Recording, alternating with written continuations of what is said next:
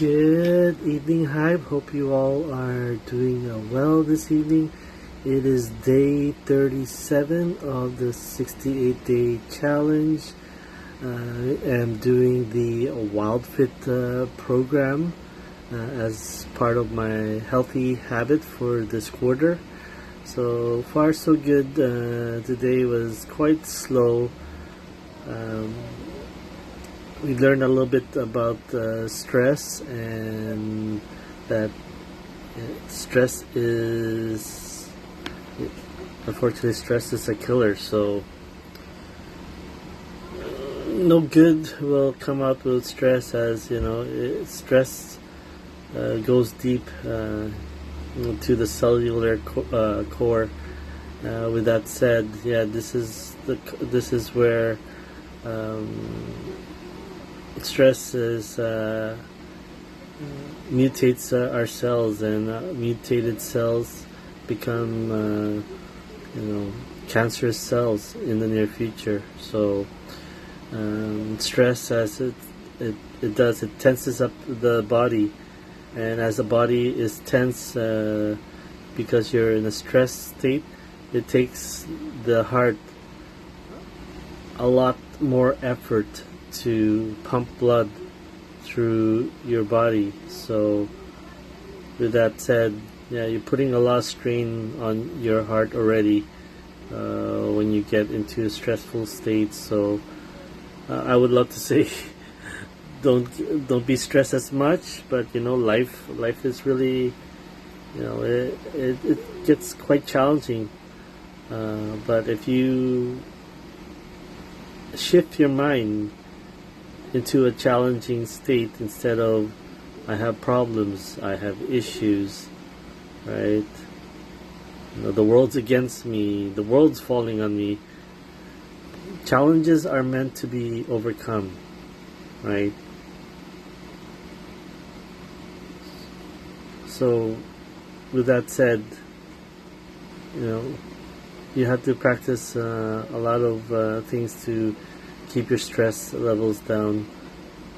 Box breathing is a good way to help ease and slow down your heart rate, right? And that's why on day one of this program, they wanted us to, one, drink a lot more water, right? Number two is to include the breathing exercise that comes with the program, or recommended by the program, which is 5, 5, 5, and 5. So with that said, 5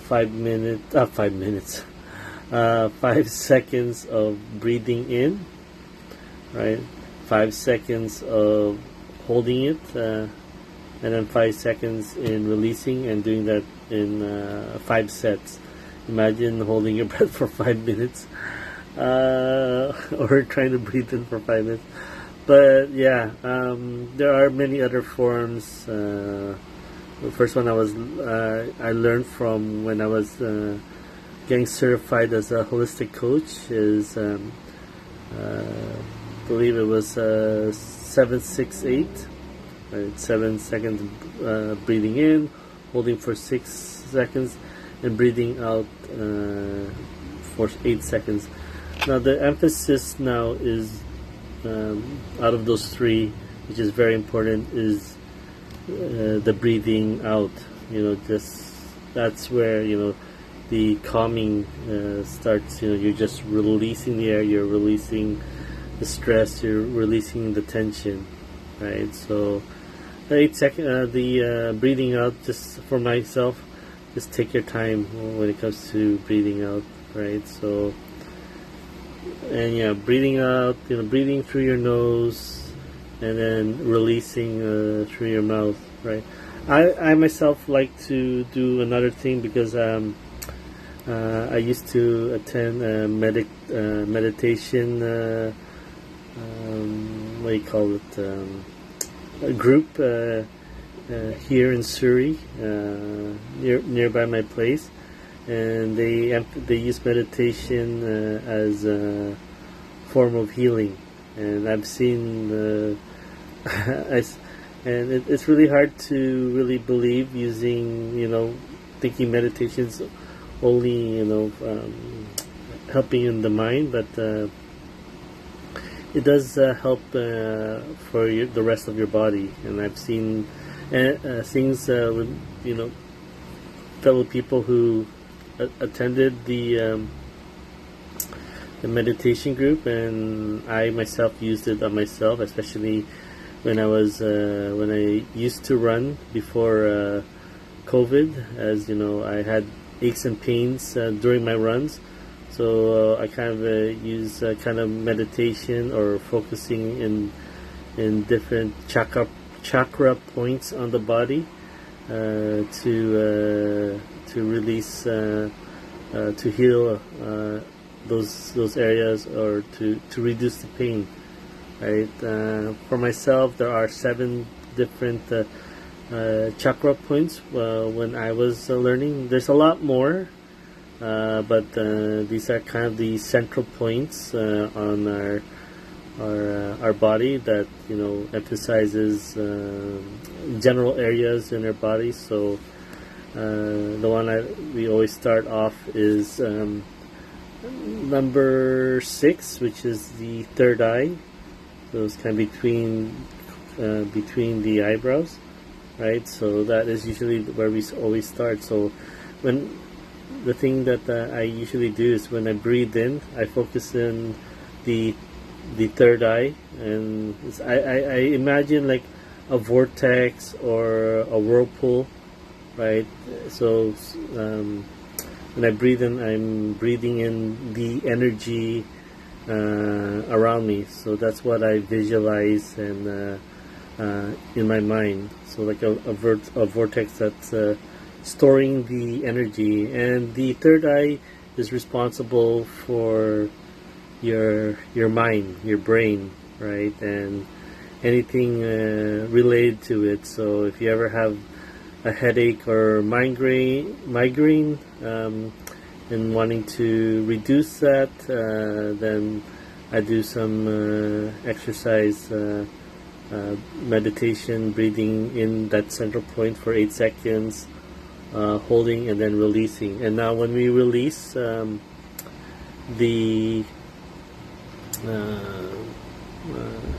energy, or we focus on the hands and our feet. Sometimes you can focus on your tailbone as a area that's releasing, right? But I usually, when you release it, you think of starting from the head down out to your hands, to your feet or tailbone. So it's like it's coming down your shoulder and through your arms and out through your hands. So that's why when you guys do yoga and you're doing when you're reaching out and shooting out, as some instructors say, shooting out your energy and or force. That's what's happened, and that's what we were using in that group program. So if you guys ever did qigong, sometimes they give you like that ball of energy exercise, and you can feel this invisible ball in your hand, and you can feel like your hands are pushing against each other. We love to believe that there's an energy field sometimes, and so that's what we were using in the program. So putting our hands on some people that were needing healing, right? And then some of the people that were there, veterans or new people, were practicing, healing. So they would put their hand on the crown chakra point, which is responsible for the general health of your body, right? So it's not directly above, but it's like above and just a little bit to the back. So I feel like when you're driving and you're just gazing out, right? It's that sort of feeling that you have. You can also put, pretend to put or put an apple or orange back there, so that you have a good point to remember, right? But also, once again, that is the spot we also breathe in. So we start here to just start things off, and then we jump in. So this is the 7th point here. So once again, we always start with a 6, and we jump from 7th, 5, which is on the spine, but between the shoulder blades. 4, which is between the armpits, still on the spine, but that is responsible. So the one between the shoulder blades, that is responsible for your lungs, so your breathing, right? So anything related to your lungs, that is responsible for that. The one between your armpits level on the spine, that is your heart chakra point. So that is basically responsible for your heart and circulation. So now on the spine, and now below to where your belly button is placed, that is your gut. It is responsible for your digestion, right? And then now number 2, so the gut is number 3. Number 2 is the end of your tailbone. So that is basically responsible for your sexual function, right? Your organs, right? So, and then number 1 is between your butt and your sexual organs. So right between that space in between. Usually that is not something we did discuss in the group, and something we don't really utilize or focus on.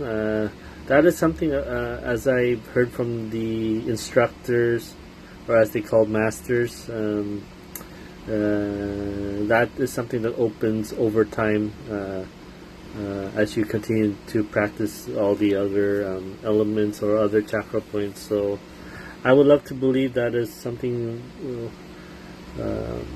responsible for either grounding, right, or I would love to say a source of energy pack. So I would love to think, if you're, especially when you're sitting outdoors on the grass, on the earth, and you're cueing in the energy from our planet. So an abundance of energy, right? So yeah, that is something that I believe, which is the purpose of that chakra point. So, but yeah, once again, emphasizes on the last part of the breathing, or the box breathing, is releasing out the stress, or releasing the stored energy that you have built up, right? So once again, every time we breathe on those certain areas, once again, I like to imagine a vortex, or a whirlpool, or a black hole that's absorbing the energy around us. And then through that energy, we can, once again, we're all made out of energy. If even though we're all organic, non-organic things, soft, solid things, we're all made out of molecules that have energy. So that's the thing, we're absorbing the energy out, and we are able to release that, and we're able to use that to heal others, heal ourselves, heal others. But yeah, it does take a lot of practice to do that, and once again, it helps to see masters, or what would they say, practitioners that does that stuff to help guide you right through it. So, but yeah, once again, I've seen the benefits of utilizing meditation and coming up with solutions. And once again, it helps a lot, especially not having caffeine. Caffeine stays in your body for 48 hours. Imagine just having a cup of coffee for just that momentary, part to wake up or getting energy, but it remains in your body for 48 hours. And within 48 hours, even though once again we just sleep twice a day, we're unable to reach REM sleep. So imagine if you're getting 8 hours, 16 hours, you're not able to